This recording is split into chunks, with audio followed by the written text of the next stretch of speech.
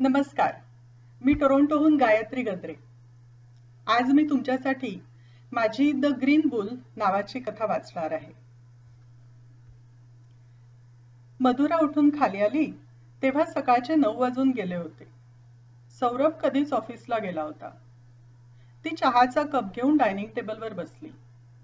काचेच्या दरवाजातून दिसणाऱ्या मलूल गार्डनकडे बघून तिने दीर्घ सुस्कारा सोडला. आर्यन आणि रिया युनिव्हर्सिटीला जाऊन 1 महिना झाला तरी अजूनही तिला मुलं घरात नसण्याची सवय होत नव्हती. सौरभ ऑफिसला गेला की दिवसभर तिला सगळं घर खायला उठायचं. रोज सकाळी मुलांची धावपळ, त्यांना त्यांच्या शाळेत वेगवेगळ्या क्लासेसना नेणे आणि आणणे, 2 वेळचा स्वयंपाक, वीकेंडचे शेड्यूल्स, यात तिचा दिवस कुठे जायचा तिलाच कळायचे नाही. दिवसभरात एक कपभर चहा सुद्धा शांतपणे बसून पिता येत नाही अशी नेहमी तक्रार असायची तिची. पण आता एकदम सगळा दिवस मोकळा मिळाल्यावर तो कपभर चहा पण गोड वाटत नव्हता तिला. आर्यन आणि रिया ही जुळी मुलं झालीत तेव्हा मधुरा गमतीनं म्हणायची, चला एक वेळच्या वेदनेत 2ही मिळाले, एक मुलगा आणि एक मुलगी, पुन्हा त्या सगळ्यातून जाणं नको. लग्न झालं तेव्हा सौरभ कडून तिने ऐकलं होतं, US मध्ये डिलिव्हरी करणं किती खटाटोपाचं असतं ते. कामाला बाई नसते, घरातल्या लोकांनाच सगळं मॅनेज करावं लागतं. पण त्यावेळेस खुश होताना तिच्या मनात कधी हा विचारच आला नाही की शिकायला बाहेर पडतील तेव्हा 2 मुलं एकदमच बाहेर पडतील. लग्नाच्या वेळेसच सौरभने सांगितलं होतं की त्याला भारतात परत यायची इच्छा नाही. मुलं 1.5 वर्षाचे असताना त्यांनी हे घर विकत घेतलं. सौरभला खरं तर साधंसं घर घ्यायचं होतं, पण तिच्या हट्टापायी हे गार्डन असलेलं मोठं घर त्याने घेतलं. गार्डनची देखभाल कोण करेल, मला जमणार नाही आणि आवडही नाही, त्याने निक्षून सांगितलं होतं. त्यावेळेस तिने मोठ्या तोंडाने त्याची जबाबदारी घेतली खरी, पण विशेष कधी काही करायला जमलंच नाही. आधी मुलं लहान म्हणून, मग मुलांना दिवसातून 10 वेळा पिकअप ड्रॉप करून थकते म्हणून. 2-3 वर्ष तिने कॉन्ट्रॅक्ट देऊन गार्डन बनवून घेतलं, पण खूप महाग पडतं म्हणून तेही बंद केलं. नाही म्हणायला दरवर्षी मोईंग करायला ती 2 आठवड्यातून एका मुलाला बोलवायची. आता दिवसभर मोकळा वेळ असून सुद्धा तिची गार्डन मध्ये काम करायची इच्छाच होत नव्हती. खरं सांगायचं तर तिची काहीच करायची इच्छा होत नव्हती. सुरुवातीला थकवा बाहेर पडत असेल, थोडे दिवस तिला आराम मिळावा म्हणून सौरभने ऑफिसमध्ये जेवण घ्यायला सुरुवात केली. अनेक वर्ष उशिरापर्यंत झोपायला मिळालं नाहीये तुला, छान झोप काही दिवस, असं म्हणत त्याने तिच्या सकाळचे उरले सुरले कामही कमी करून टाकले होते. रात्रीच्या जेवणातच ती थोडं जास्त बनवून दुसऱ्या दिवशी सकाळी तेच खात होती. मुलं तरी केवढे हट्टी. खरं तर रियाला 1 तासावरच्या युनिव्हर्सिटीमध्ये ऍडमिशन मिळाली होती. तिला वरचेवर भेटता आलं असतं ना, पण नाही, तिला ऑस्टिनलाच जायचं होतं आणि आर्यन MITला. इनमिन 4 माणसांचा परिवार तिचा, पण 3 टोकांना. पण आज वेळ जाण्याचा प्रश्न नव्हता. निधीकडे आज सत्यनारायण होता म्हणून तिने सगळ्या मैत्रिणींना जेवायलाच बोलवलं होतं. निधीच्या घरी पोचल्यावर आत शिरण्यापूर्वी मधुराच्या नजरेत भरली नवी कोरी चकचकीत ऑडी A8L. अगदी तिला हवी होती तशी, लेदर सीट सह. तिचा जीव खालीवर झाला. गेले 4 महिने ती सौरभच्या मागे लागली होती या कारसाठी. तिची आत जाण्याची इच्छाच मेली. जड पावलाने ती आत गेली. सगळ्या आधीच जमल्या होत्या. नवीन कारच्या तोंड भरून चाललेल्या कौतुकात निधी न्हाऊन निघाली होती. आत गेल्यावर कळलं, निधीचा नवरा रवी गेल्या महिन्यात डायरेक्टर झाला म्हणून त्या आनंदाप्रित्यर्थ ही कार घेतली. नेहमीप्रमाणे खाण्याची रेलचेल होती, पण मधुराचं कशातच मन नव्हतं. 1-2घींनी विचारलं सुद्धा, पण मुलं गेल्यापासून करमत नाही असं म्हटल्यावर कोणी फार खोलात शिरलं नाही. नवरा नसला तरी निदान मुलं तरी अँबिशियस निघालेत, एवढंच काय ते सुख होतं तिला. दोघांनीही टॉप युनिव्हर्सिटीजमध्ये ऍडमिशन मिळवली म्हणून केवढा अभिमान वाटला होता तिला, त्यांचा आणि स्वतःचाही. त्यांच्या अभ्यासाकडे, इतर ऍक्टिव्हिटीज मध्ये बारीक लक्ष घातलं होतं तिने. मुलांनी कष्टाचे चीज केलं. नवरा मात्र आहे त्याच्यावर समाधान मानायचं. याचा तिला फार राग होता. त्याने मनात आणलं असतं तर कधीच त्यांच्या कंपनीत डायरेक्टर झाला असता. खरं म्हणजे रवी त्याला 3 वर्ष ज्युनियर आणि US मध्ये सुद्धा तो सौरभ नंतर 5 वर्षांनी आला होता. सौरभनेच तर मदत केली होती त्याला सुरुवातीच्या दिवसात आणि आता तो सौरभच्या पुढे निघून गेला. मधुरा मनातल्या मनात सरफडतच घरी आली. नेहमीप्रमाणे सौरभ ऑफिसमधून येऊन त्याच्या स्टडीमध्ये काहीतरी करत होता. रात्री जेवणाच्या टेबलवर दोघं गप्पच होते. मुलं असताना त्यांचा अभ्यास, दिवसभराच्या गमती जमती असं बरंच काही बोलण्यासारखं असायचं. पूर्ण वेळ आर्यन आणि रिया जेवणाच्या टेबलवर अखंड बडबडत असायचे. मुलं गेल्यापासून त्यांच्यातला संवादच खुंटला होता. बोलायला काही विषयच उरले नव्हते. मधुराने रवीचा जॉब, त्यांची नवीन कार त्याबद्दल बोलण्याचा प्रयत्न केला, पण सौरभकडून या पलीकडे काहीच उत्तर आले नाही. शेवटी तिनेही नाद सोडला. सौरभने पुढच्या तिच्या नेहमीच्या कटकटीतून सुटका मिळाली म्हणून सुटकेचा निश्वास सोडला. दुसऱ्या दिवशी सकाळी पुन्हा ती उठेपर्यंत सौरभ ऑफिसला गेला होता. मधुरा चहा घेऊन बसली आणि तिचा फोन वाजला. काय करतेस? लोणचं बनवलंस? मी येऊ थोड्या वेळाने. सुचित्राने तिच्या नेहमीच्या स्टाईलमध्ये तिला बोलायची संधी न देता प्रश्नांच्या फैरी झाडल्या. मधुरा पूर्णपणे विसरली होती. सुचित्राला तिच्या हातचं गाजराचं लोणचं फार प्रिय. दर 4-5 महिन्यांनी ती मधुराकडून बरणी भरून लोणचं बनवून घेऊन जायची. मधुरा झटपट चहा संपवून लोणच्याच्या तयारीला लागली. 2 तासात सुचित्रा आलीच. आल्या आल्याच तिने मधुराचा नूर ओळखला. मग आदल्या दिवसाच्या सत्यनारायण पूजेचं आणि त्यानिमित्ताने नवीन कार, रवीची नवीन पोझिशन, सौरभला काही अँबिशन कशी नाही याचं साध्य संग्रहित वर्णन झालं. तुला ना एम्प्टी नेस सिंड्रोम झालाय, लोणच्याची चव बघत सुचित्रा म्हणाली. काहीतरी सुरू कर स्वतःला बिझी ठेवायला. देवाने बुद्धी दिलीये, आई वडिलांनी एवढं शिक्षण दिलंय, त्याचा काहीतरी सदुपयोग कर. मधुरा आणखीच उदास झाली. काहीतरी कर असं तिला गेल्या दिवसात बऱ्याच जणांनी सुचवलं होतं. कोणी अडून अडून तर कोणी डायरेक्ट. पण ती काय करणार? तिने कधीच नोकरी केली नव्हती. पोस्ट ग्रॅज्युएशन झालं आणि लग्न करून US ला आली. सगळं आयुष्य नवरा आणि मुलांभोवतीच गेलं. आता काय करणार या प्रश्नाचं उत्तर कोणाकडेच नव्हतं. पैशांची गरज नव्हती, पण रिकामा वेळ तिला खायला उठत होता. मुलांना वीकेंड शिवाय बोलायला वेळ नसायचा आणि सौरभ घरात असला तरी घुम्यासारखा असायचा. सुचित्रा इरेला पेटली. कागद पेन घेऊन बसली. मधुराचं शिक्षण, छंद, आवडीनिवडी सगळं लिहून काढलं. पण तिलाही काही सुचेना. तू इकॉनॉमिक्स मध्ये पोस्ट ग्रॅड केलंस ना, मग त्यातच काही का नाही करत? मी बघू का माझ्या फ्रीलान्सिंग वेबसाईटवर इकॉनॉमिक्स साठी काही मिळतं का ते? फिरून ती शिक्षणावरच आली. मधुराने बराच वेळ विचार केला, पण तिला डिग्री घेऊन आता 20 वर्ष होतील. त्यातून तिला एवढे वर्ष US मध्ये राहून सुद्धा इंग्लिश बोलण्याचा आणि लिहिण्याचा कॉन्फिडन्स नव्हता. शेवटी हो नाही म्हणता त्यांना एक उपाय सुचला. मधुराने आत्ताच्या इकॉनॉमिक सिच्युएशनचा अभ्यास करून तिला आवडेल त्या विषयावर काहीतरी लिहायचं आणि सुचित्राने ते इंग्लिशमध्ये ट्रान्सलेट करायचं. दोघींनी मिळून या विषयावर ब्लॉग सुरू करायचं ठरवलं. मधुराला अनेक प्रश्न होते. मला जमलं नाही तर? कोणाला ते वाचण्यात इंटरेस्ट असेल का? सौरभ हो म्हणेल का? ओळखीचे लोक ते वाचून हसतील का? मैत्रिणी बालिश म्हणतील का? एक ना अनेक. मग असं ठरलं की दोघींनी खरं नाव टाकायचं नाही, तर द ग्रीन बुल नावाने ब्लॉग बनवायचा आणि सध्या कोणालाच सांगायचं नाही. अगदी आपल्या नवऱ्यांना आणि मुलांनाही नाही. हसवायचंच असेल तर ते दोघीतच राहू दे. गाजराची पुंगी वाजली तर वाजली, नाहीतर लोणचं करून खाल्ली, सुचित्रा डोळे मिचकावत म्हणाली.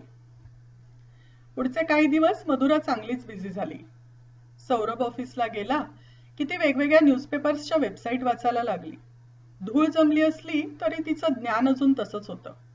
मनापासून आवडायचं तिला इकॉनॉमिक्स. ग्रॅज्युएशन आणि पोस्ट ग्रॅज्युएशन दोन्हीला फर्स्ट क्लास होता तिला. तिच्या सरांनी तिला इंटर्नशिप पण देऊ केली होती. पण त्याच दरम्यान सौरभचं स्थळ सांगून आलं आणि झट मंगनी पटब्या म्हणतात तसं आईबाबांशी इंटर्नशिपचं बोलण्याआधीच ती लग्न होऊन US ला येऊन पोहोचली होती. हळूहळू तिला विषय सुचायला लागले. नवीन नवीन ट्रेंड जाणवायला लागले. सुचित्रा पार्ट टाइम इंग्लिश रायटिंगचे फ्रीलान्सिंग काम घेत असल्याने तिला सवय होती इंग्लिशमध्ये लिहिण्याची. बघता बघता 8 महिने निघून गेलेत. दोघींच्या सोयीने त्या दर आठवड्याला एक आर्टिकल पब्लिश करत. ब्लॉगवर दर महिन्याला येणाऱ्यांची संख्या आता हजारांच्या घरात गेली होती. त्यातच मधुराला कळलं की लवकरच इकॉनॉमिक्सची एक मोठी कॉन्फरन्स शिकागोला होणार आहे. मधुराच्या मनाने घेतलं की ती अटेंड करायची. त्यांना ब्लॉगर म्हणून खास डिस्काउंटमध्ये तिकीट मिळत होतं. पण सौरभ समोर विषय काढल्यावर तुला काय करायचे कॉन्फरन्स अटेंड करून म्हणत त्याने तिला पुढे काही बोलू न देता विषय उडवून लावला. आपण असं केलं तर, सुचित्रा विचार करत म्हणाली. तू सौरभला कॉन्फरन्सची तारीख आणि शहर सांगितलं नाहीस ना? मधुराने नकारार्थी मान हलवली. सौरभला सांग तुला मैत्रिणींसोबत ट्रिपला जायचंय. मग तो पैसे पण देईल आणि पुढे काही प्रश्नही नाही विचारणार. पण कोण मैत्रिणी विचारलं तर? मधुराने शंका काढली. माझं नाव सांग आणि माझ्या अजून काही मैत्रिणी आहेत म्हणून सांग. सुचित्राचा अंदाज खरा ठरला. सौरभने सुरुवातीला जरा कुरकुर केली, पण मग मुलांशिवाय करमत नाही, 4-5 दिवस जरा चेंज मिळेल असं म्हटल्यावर लगेच तयार झाला. पैसे द्यायला तर कुरकुर केली नाहीच, उलट हॉटेल शोधायला मदत केली. सुचित्राला तिच्या नवऱ्याला पटवायला फारसं जड गेलं नाही. ती अधूनमधून नवरा आणि मुलांना सोडून 2-3 दिवसांसाठी जायची. त्यामुळे नवऱ्याला आणि मुलांना त्याची सवय होती. मधुरा सौरभ आणि मुलांशिवाय कधीच कुठे गेली नव्हती. पहिल्यांदाच ती आणि सुचेता अशा दोघीच जणी एवढे दिवस कुठेतरी जाणार होत्या. आणि तेही सौरभशी खोटं बोलून. नाही म्हटलं तरी तिला दडपण येत होतं. मनातल्या मनात अपराधी वाटत होतं. 2-3 वेळा तिला वाटलं की सरळ सौरभला सगळं सांगून टाकावं. पण मग तो ट्रिप कॅन्सल करायला लावेल या भीतीने ती गप्प राहिली. निघण्याच्या आदल्या रात्री तर तिला रात्रभर झोप लागली नाही. काही गडबड झाली तर, कोणी ओळखीचं भेटलं तर, सौरभला खरं कळलं तर, मुलांना कळलं तर ते काय म्हणतील? डोकं प्रश्नांनी भंडावून गेलं होतं. सौरभने एअरपोर्टला सोडायला येऊ नये म्हणून सुचित्राने टॅक्सी बोलावली आणि मधुराला रस्त्यात पिकअप केलं. ती खुश होती. तिला फिरायला आवडायचं आणि तिच्या शब्दात, नवरा आणि मुलं सोबत नसले की तर सोने पे सुहागा. फ्लाईट शिकागोला लँड करेपर्यंत मधुराचं दडपण जरा कमी झालं. हॉटेलला पोचल्यावर तर तिची कळी चांगलीच खोलली. कोणाची काळजी करायची नाही की कुठल्या गोष्टीची चिंता करायची नाही. रात्री दोघी जणी मस्तपैकी जेवायला बाहेर गेल्या. जेवण झाल्यावर लांबवर चक्कर मारून आल्या. हॉटेलला परत आल्यावर पण उशिरापर्यंत गप्पा मारत बसल्या. रात्री कॉफी बनवून प्यायल्या. कोणाचं बंधन नाही. उशीर झाला तर कोणाला उत्तर द्यायचं नाही की घरातलं कुठलं काम आव असून वाट बघत नाही. तिला एकदम हलकं वाटत होतं. किती दिवसांनी ती मनमोकळं हसली. रोज संध्याकाळी कॉन्फरन्स संपल्यावर त्या बाहेर जेवायच्या, मस्तपैकी आईस्क्रीम खायच्या. बघता बघता कॉन्फरन्सचे 3 दिवस संपले. बऱ्याच नवीन ओळखी झाल्या. इंग्लिश बोलताना अजूनही भीती वाटत असली तरी आता मधुरा चुकत का होईना इंग्लिश बोलायला लागली होती. ब्लॉगर म्हणून तिला खास मुभा होती काही एक्सपर्ट स्पीकर्सशी बोलण्याची. तिने एकही संधी वाया जाऊ दिली नाही. सुचित्रा मात्र कंटाळली. तिला या विषयातलं काहीच कळत नसल्याने बराचसा वेळ ती खाण्यापिण्यात किंवा आजूबाजूला भटकण्यात घालवत होती. मधुराला पूर्ण कल्पना होती की सुचित्रा फक्त तिला सोबत म्हणून आली होती. कॉन्फरन्स संपल्यावर एक दिवस दोघी मनसोक्त भटकल्या. परत आल्यावर मधुरा फ्रेश मनाने नवीन आर्टिकल्स लिहिण्याच्या मागे लागली. कॉन्फरन्समध्ये तिला बरंच नवीन मटेरियल मिळालं होतं. त्यातून गेल्या काही दिवसात तिने तिच्या आधीच्या आर्टिकलमध्ये पब्लिश केलेले काही इकॉनॉमिक्सचे प्रेडिक्शन्स खरे झाले होते. त्यामुळे तिला नवीन हुरूप आला होता. लवकरच मुलं सुट्टीसाठी काही दिवस घरी येणार म्हणून ती पण गडबड सुरू होती. सौरभ सध्या कामात बुडून गेला होता. कोणीतरी नवीन क्लायंट मिळणार म्हणून त्याचं काम खूप वाढलं होतं. मधुरा मात्र स्वतःवरच खुश होती. आज तिने खूप इंटरेस्टिंग आर्टिकल पब्लिश केलं होतं. रात्री जेवताना सहज सौरभच्या तोंडातून क्लायंटचं नाव निघालं आणि मधुराला ठसकाच लागला. रात्रभर तिला झोप लागेना. काय करावं काही कळेना. तिने त्याच दिवशी पब्लिश केलेल्या आर्टिकलमध्ये सौरभच्या क्लायंट बद्दल बोलत होता. त्यांच्याबद्दल प्रेडिक्ट केलं होतं की फक्त ती कंपनीच नाही तर ती सगळी इंडस्ट्री लवकरच गोत्यात येणार. या क्लायंटवर सौरभचं पुढचं प्रमोशन डिपेंड होतं. त्याला सांगितलं नाही तर क्लायंट सोबत त्याची कंपनी पण प्रॉब्लेम मध्ये येऊ शकत होती. पण सांगावं कसं तिला काहीच कळेना. शेवटी हिंमत करून तिने दुसऱ्या दिवशी ब्रेकफास्टच्या टेबलवर सौरभ जवळ विषय काढला. मला वाटतं या कंपनीचं अकाउंट तू घेऊ नयेस. सौरभ चमकला. इतक्या वर्षात मधुराने त्याच्या कामात कुठलाही रस घेतला नव्हता आणि आज ती त्याला त्याचा आतापर्यंतचा सगळ्यात मोठा क्लायंट सोडून द्यायला सांगत होती आणि तेही कुठल्याही राजकारणाशिवाय. बारीक सारीक गोष्टीत लक्ष घालायला मुलं नाहीत म्हणून आता माझ्या कामात अति लक्ष घालायला सुरुवात केली वाटतं, असं स्वतःशी म्हणत त्याने मधुराच्या बोलण्याकडे दुर्लक्ष केलं. मधुराने 2-3दा सांगून सुद्धा सौरभने फारसं मनावर घेतलं नाही. पण 2च दिवसांनी सौरभला बॉसने बोलवून घेतलं. त्यांच्या समोर बरेच ग्राफ्स, डॉक्युमेंट्स आणि फायनान्शियल स्टेटमेंट्स होते. गेल्या 2 दिवसात काही आर्टिकल्स पब्लिश झाले होते. इंडस्ट्री एक्सपर्ट्सच्या मते ती कंपनी आणि एकूणच सगळं सेक्टर कोलॅप्स होणार अशी चिन्ह दिसत होती. कोणीतरी द ग्रीन बुल नावाच्या ब्लॉगरने पहिल्यांदा 2 दिवसांपूर्वी त्याबद्दल लिहिलं आणि आता बऱ्याच लोकांनी त्या आर्टिकलमध्ये इंटरेस्ट घेऊन त्यावर आणखी स्टडीज पब्लिश करायला सुरुवात केली होती.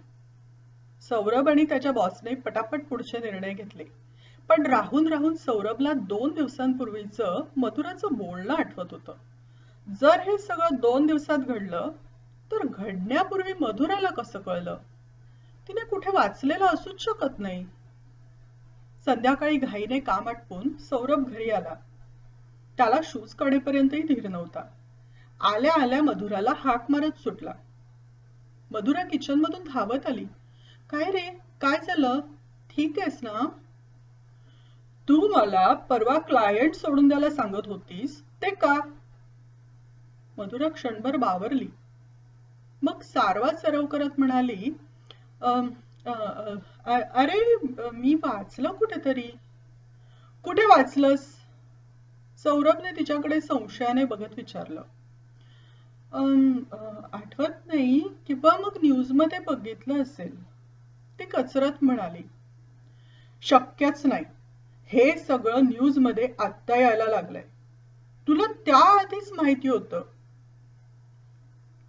आता मात्र मधुराला काही सुचेना. सौरभची रोखलेली नजर तिला अस्वस्थ करत होती. शेवटी न राहून तिचा धीर सुटला आणि ती रडायला लागली.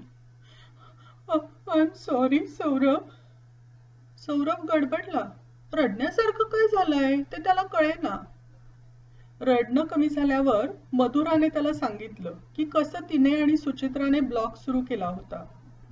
सौरभ ऑफिसला गेल्यावर ती काम करायची आणि हे सगळं त्याच्यापासून लपवून ठेवलं.